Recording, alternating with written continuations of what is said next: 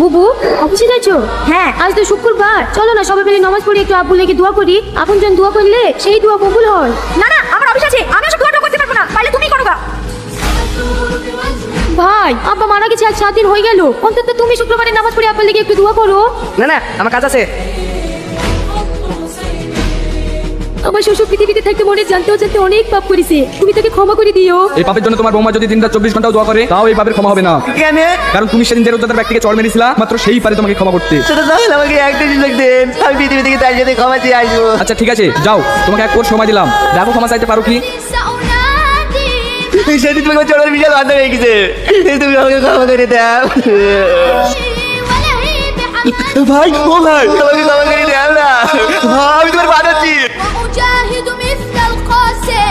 কি হলো, ক্ষমা চাইতে পারলে না তো? না, চলো। আমাকে ক্ষমা করে দাও, আমি জানতে চাবো না, আমি জানতে চাবো না।